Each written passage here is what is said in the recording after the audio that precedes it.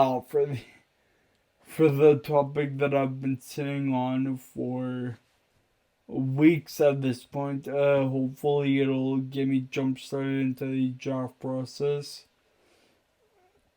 So I will give my 5 favorite AFL draft prospects from this year. I will give honorable mentions because I don't only have 5. Yeah, so let's get right into it. As the 5 best prospects, I think, or no, not the 5 best, my 5 favorite. So, the first one I have here, Justin Fields.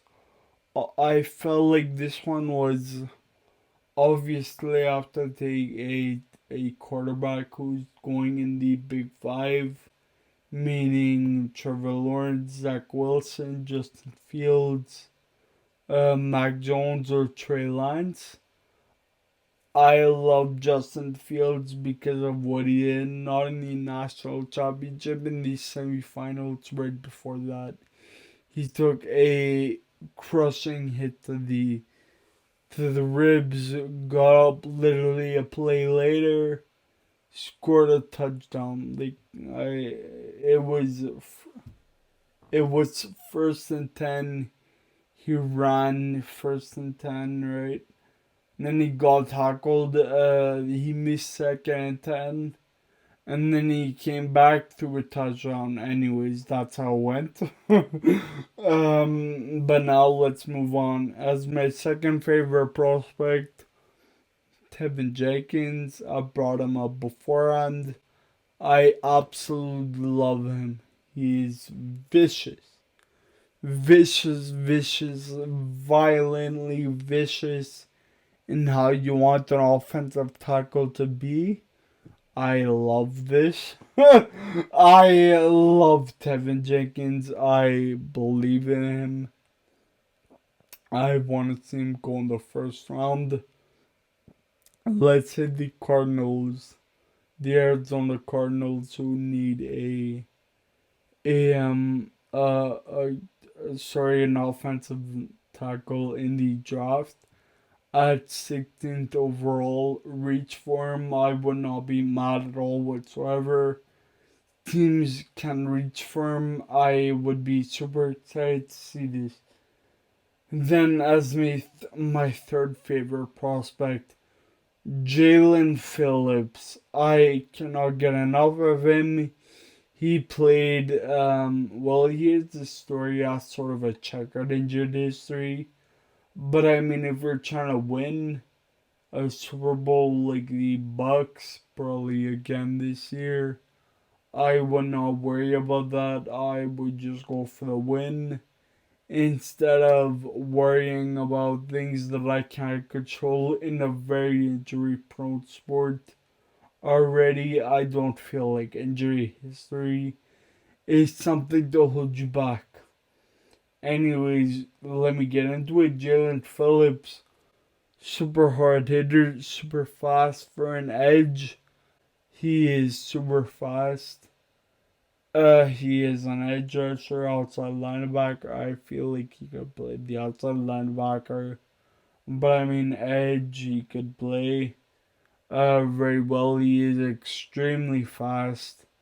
He played at Miami. He had 3 concussions beforehand. But regardless of the fact, I still love him. Then my fourth favorite is Landon Dickerson. He is an offensive center, or center, whatever you want to call him. Of what school did he go to? Not at Alabama, sorry, not Oklahoma, Alabama. He tore his ACL last year. Um, Again, same thing with Jalen Phillips. He's injury prone, but I don't feel like this should take away. I feel like he's a day 2 pick. If my Giants could take Landon Dickerson, I would love it, even though we have a center. I mean, I will have a clip. He literally looks like a fantastic locker room guy, like the funnest guy to be around. Just a fun, genuine human being, and he plays football. He wore number 69, but I love it. And then finally, and my top five, and then I will get into my honorable mentions. After Morgan Terry, I brought him up, I believe, in the past. He is supposed to go in the sixth round. He has, I think he had an injury this year, or his 2020 season was not as good as his 2019 season. Again, I would not look too much into this. I love this guy, his vision, his speed, his IQ. I can't get enough of Scary Terry. And then as my honorable mentions, Pratt Free. So yeah, look at my notes. Pat Fairmouth Youth. He looks like a baby Gronkowski. He wears the number 87. He tanks people. Again, I love him on it. I'd love to watch him on any team he goes to. Just see him develop into what he can be, which is a great tight end in my opinion. He trucks, he blocks. I love him. And then as my second honorable mention of Rondell Moore from Purdue, I cannot get over this. Again, he's sort of undersized. That's one of his uh, negatives. But I mean, we've seen plenty of undersized wide receivers. I really want to see him go to a team like it would be probably. I'd love to see him go to Baltimore. They have the 27th overall pick this year. Yeah. Yeah, 27th, and I would love to see this.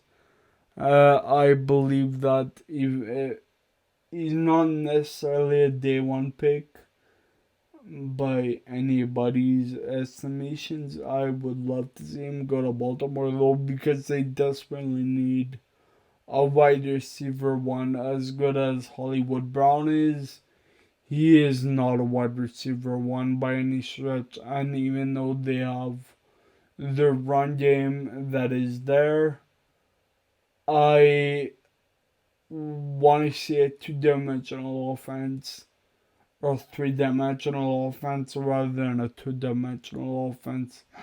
That's my opinion. Take Rondell Moore in the first round, because if you're Baltimore, take him in the first round because you won't see him there in the second round. Anyways, moving on. We have Najee Harris. I'm gonna call him Najee Harris. Again, a little bit out of Alabama. I love him. He's Najee Hurdles Harris. I cannot get enough of him. He is so much fun to watch. I really I love him, especially as a running back.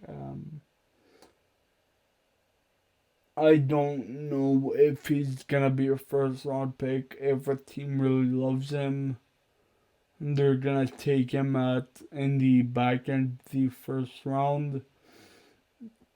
I would not blame anybody, be it the who needs a running back.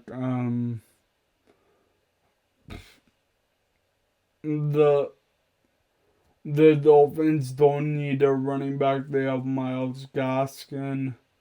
But again, it would help Tua Tagovailoa at the 18th overall pick.